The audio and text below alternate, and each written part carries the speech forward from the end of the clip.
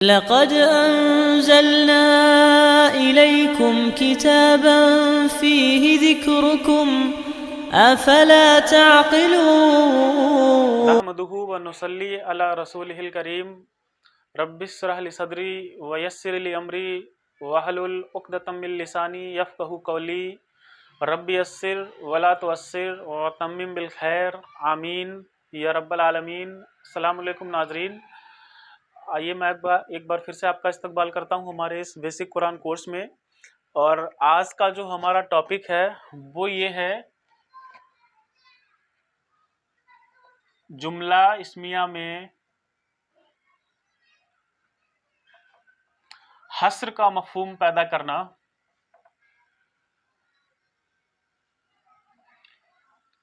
یا تخصیص یعنی خاص کرنا۔ حصر کا مفہوم، حصر ہی لکھ لیتے ہیں، حصر کا مفہوم پیدا کرنا۔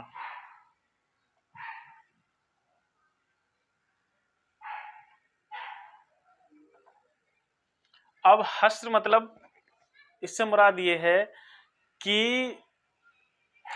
مزید زور پیدا کرنا۔ ایک تو زور پیدا کرنے کا ہم نے طریقہ سیکھ ہی لیا ہے کہ یہ جملہ اس میں سے پہلے انا داخل کر دیں گے، لیکن ایک دوسرا طریقہ یہ ہے کہ جیسے ہم ایک جملہ لیتے ہیں،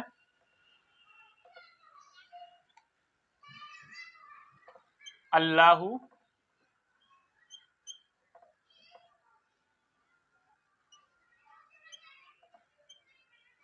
غفورن، اللہ غفورن، اور اس کا ترجمہ یہ ہے اللہ بہت بخشنے والا ہے۔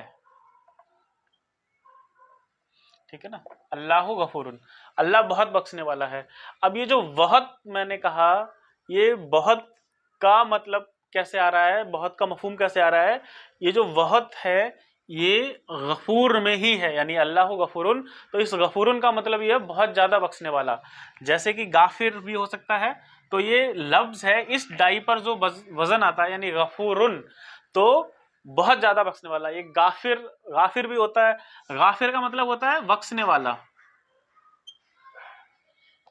غافرن، اور اس کو اس ڈائی پر لے آئیں یعنی غفورن، تو اب اس کا معنی ہو جائے گا بہت زیادہ بخشنے والا۔ شاکر،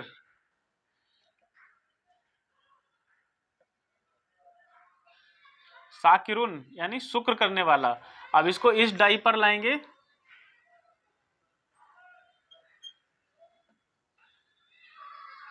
شکورن یعنی بہت زیادہ شکر کرنے والا۔ ٹھیک ہے نا، غافرن، غفورن، شاکرن، شکورن، شکر کرنے والا۔ کافر کہتے ہیں انکار کرنے والے کو، کافرن۔ اب اس کو اگر اس ڈائی پہ لے آئیں، کفورن، اب اس کا معنی ہو گیا بہت زیادہ کفر کرنے والا۔ تو یہ جو اللہ بہت بخشنے والا ہے، اگر اس کا ترجمہ ہم کریں گے تو یہ ہوگا اللہ بہت بخشنے والا ہے۔ اب اس میں حصر کا مفہوم پیدا کرنا یا تخصیص کرنا، اور تخصیص کرنے سے مراد یہ ہے اگر ہم یہ کہنا چاہیں کہ اللہ ہی بخشنے والا ہے، یعنی اللہ بہت بخشنے والا تو ہے، لیکن اللہ کے علاوہ کیا کوئی اور بخشنے والا ہے؟ تو اگر ہم اس بات کو کچھ اس طرح سے ادا کرنا چاہیں کہ اللہ ہی بخشنے والا ہے، یعنی اللہ کے علاوہ اور کوئی بخشنے والا نہیں ہے، تو ہم کیا کریں گے؟ اس کے لیے اللہ لکھیں گے اور غفورن ایسے ہی لکھیں گے،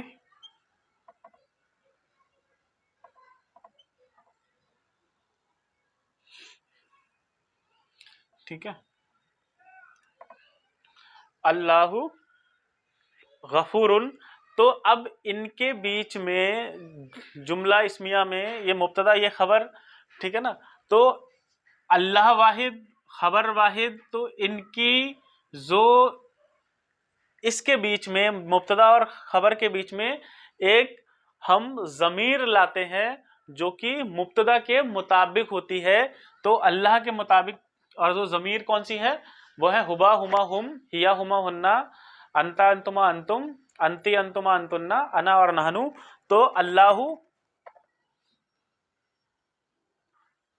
हुवा, اور پھر کیا کریں گے خبر کو، اب جب ضمیر آ گئی تو پھر اس کو ہم معرفہ لا سکتے ہیں اور اس پہ ال داخل کر دیں گے. اللہ هو الغفور، اللہ هو الغفور. اب اس کا ترجمہ ہم کریں گے کہ اللہ ہی بخشنے والا ہے.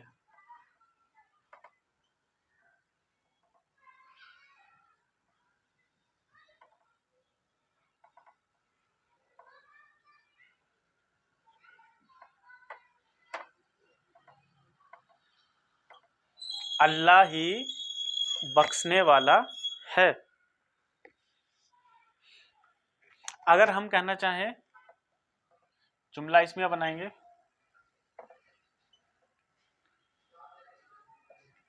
القرآن القرآن حقن، یعنی قرآن حق ہے. اگر میں کہنا چاہوں کہ قرآن ہی حق ہے، یعنی قرآن کے علاوہ کچھ اور حق نہیں ہے، تو پھر کیا کریں گے، القرآن ایسے ہی لکھیں گے، القرآن اور هو الحق،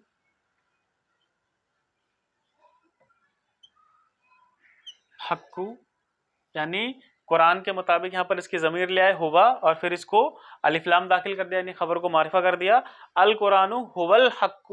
اب اس کا ترجمہ ہم کریں گے کہ قرآن ہی حق ہے.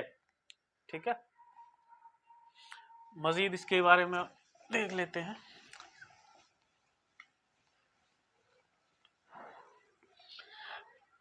البقرہ میں اللہ رب العزت نے ارشاد فرمایا کہ جب ان سے کہا جاتا ہے وَإِذَا قِيلَ لَهُمْ لَا تُفْسِدُوا فِي الْأَرْضِ قَالُوا إِنَّمَا نَحْنُ مُصْلِحُونَ، تو وہ کہتے ہیں کہ ہم صرف اصلاح کرنے والے ہیں. لیکن اللہ رب العزت کہتا ہے الا، یعنی جان لو. ایک عام سا جملہ تھا ہم، اور ہم کے بعد آتا کہ اللہ کہتا ہے کہ یہ مفسد ہیں، یعنی فساد پھیلانے والے ہیں.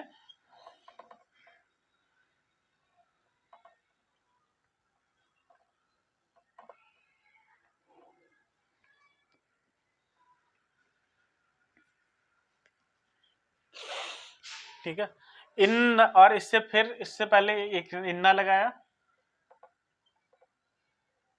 ٹھیک ہے، انہم مفسدون، اور اس میں اب ہم یہ تو ہو گیا کہ یقیناً یہ لوگ ہی فساد پھیلانے والے ہیں. لیکن ہم کہنا چاہیں صرف یہی فساد پھیلانے والے ہیں، تو اور زور اس میں پیدا کرنے کے لیے انہم، یہاں پہ ایک ہم اور آیا اور اس پہ ال داخل ہو گیا، الا انہم ہم المفسدون. تو وہاں پر اس طرح سے استعمال ہوا ہے انہم ہم المفسدون. اولئک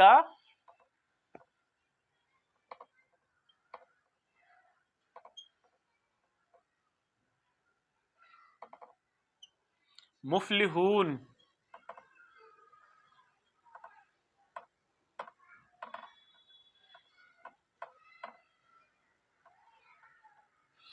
اور پھر اس کو اگر اس میں حصر کا مفہوم پیدا کرنا ہے تو اور زیادہ زور پیدا کرنا ہے تو ہم، اولئک جمع کا صیغہ ہے. ٹھیک ہے، اولئک ہم اور اس پہ ال داخل کر دیں گے، اولئک ہم المفلحون، اولئک ہم المفلحون.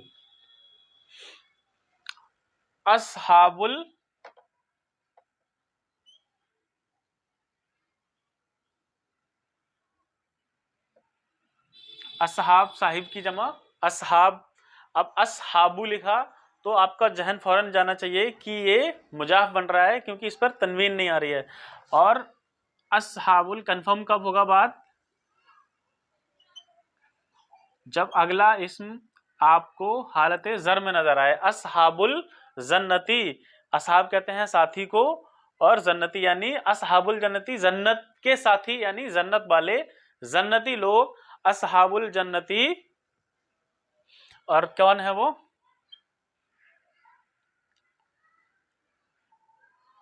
اصحاب الجنتی